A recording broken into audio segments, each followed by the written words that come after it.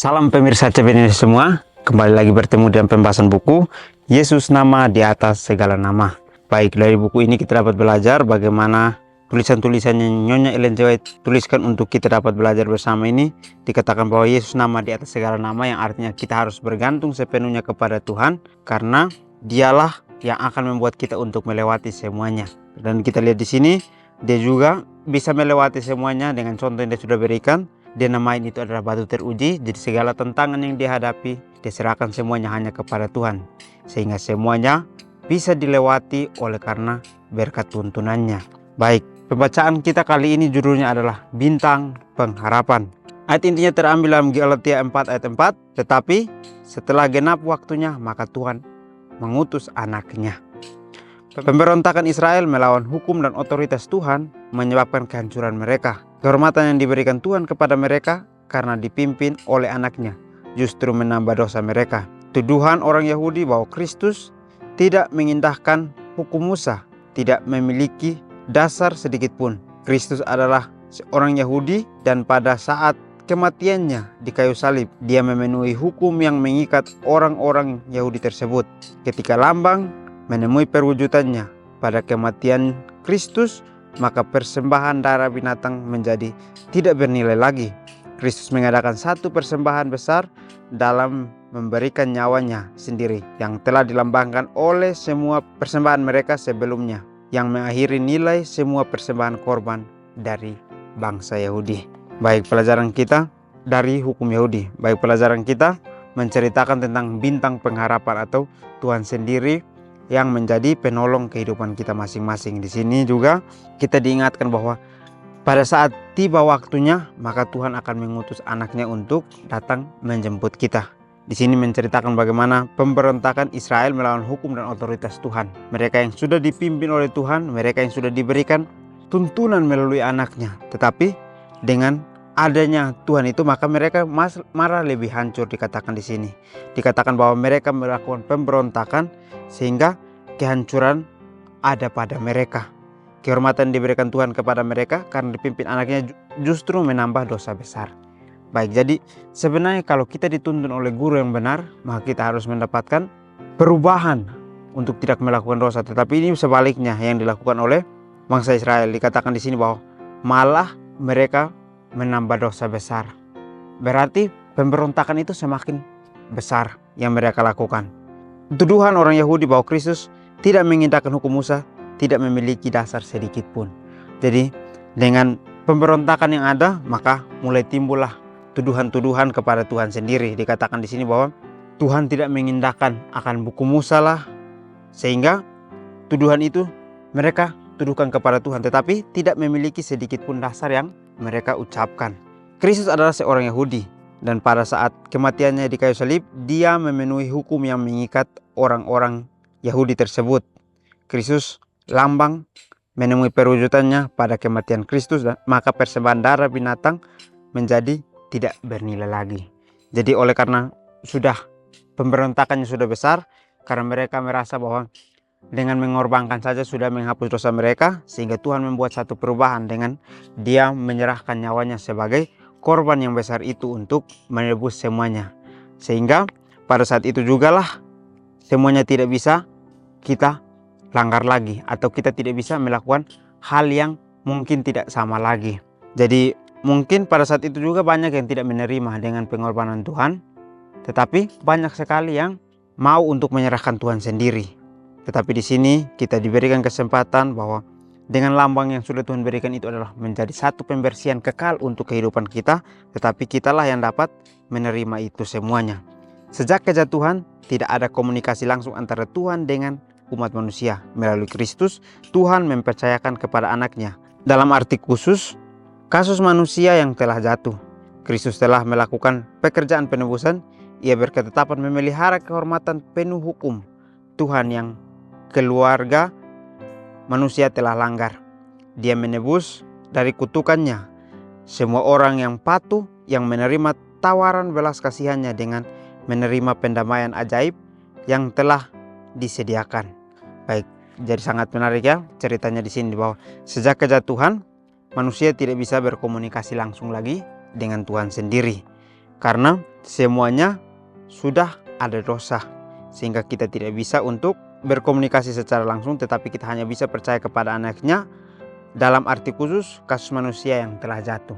Jadi kita hanya bisa percaya kepada anaknya karena anaklah yang bisa bertemu dengan bapaknya untuk berkomunikasi langsung, tetapi kita tidak bisa lagi, sehingga kita hanya bisa untuk percaya dengan kalimat atau kata-kata yang keluar dari mulut anaknya. Di sini juga dikatakan bahwa Kristus telah melakukan pekerjaan penebusan. Dia melakukan semuanya untuk kehidupan kita sendiri. Dia mau untuk kita berubah. Dia mau untuk kita tidak melakukan kesalahan lagi, pemberontakan lagi. Tetapi dia mau untuk kita bisa menerima bintang pengharapan itu, anaknya sendiri.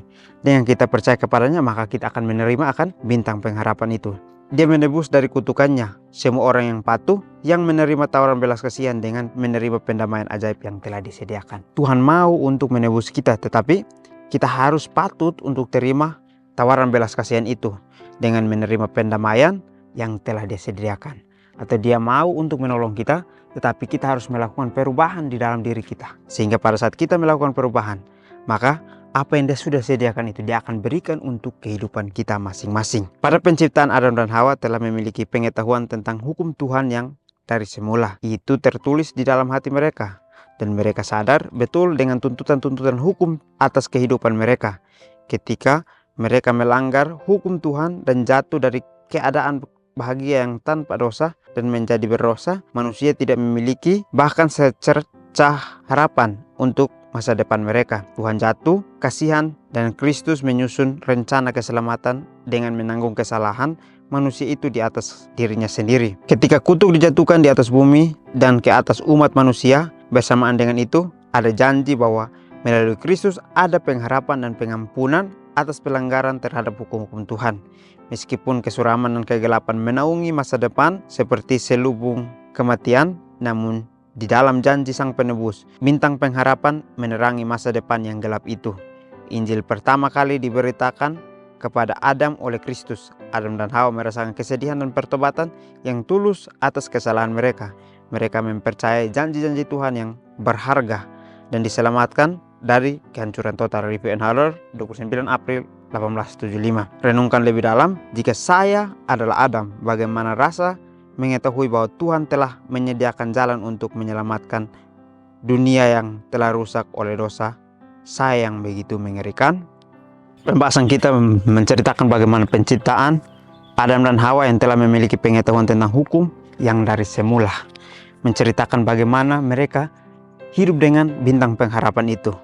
Tetapi di sini dikatakan bahwa itu tertulis dalam hati mereka dan sekedar betul dengan tuntutan-tuntutan hukum Tuhan kehidupan mereka.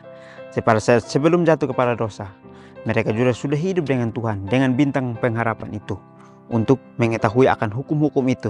Tetapi karena keingintahuan kita sebagai seorang ciptaannya, maka kita jatuh karena semua kita ingin untuk berjalan sendiri. Kita lihat di sini dikatakan bahwa ketika mereka melanggar hukum Tuhan dan jatuh dari keadaan bahagia yang tanpa dosa menjadi berdosa, manusia tidak memiliki bahkan secercah harapan untuk masa depan mereka. Jadi karena keinginan kita membuat kita untuk tidak memiliki masa depan di dalam kehidupan kita masing-masing.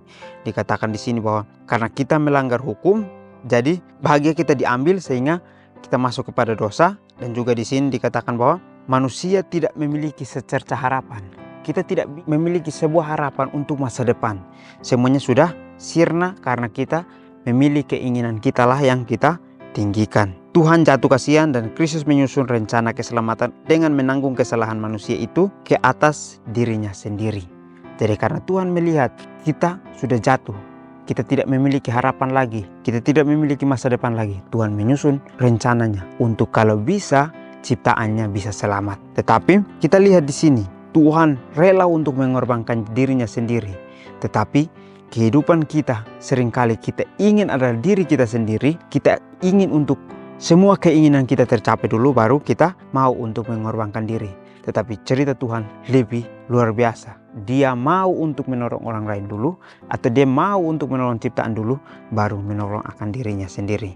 Sehingga di sini dapat memberikan kita penjelasan bahwa kita harus bisa untuk mengorbankan diri. Bagaimana bintang pengharapan itu mengorbankan akan dirinya. Ketika kutuk dijatuhkan ke atas bumi dan ke atas umat manusia, bersamaan dengan itu ada janji bahwa melalui Kristus ada pengharapan. dan pengampunan atas pelanggaran hukum-hukum Tuhan.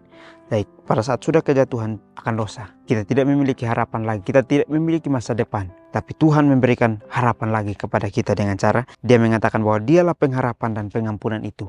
Barang siapa yang datang kepadanya, maka dia akan mendapatkan itu. Itulah yang kita bisa lakukan dengan kesalahan-kesalahan yang kita sudah buat melalui pelanggaran hukum-hukum Tuhan.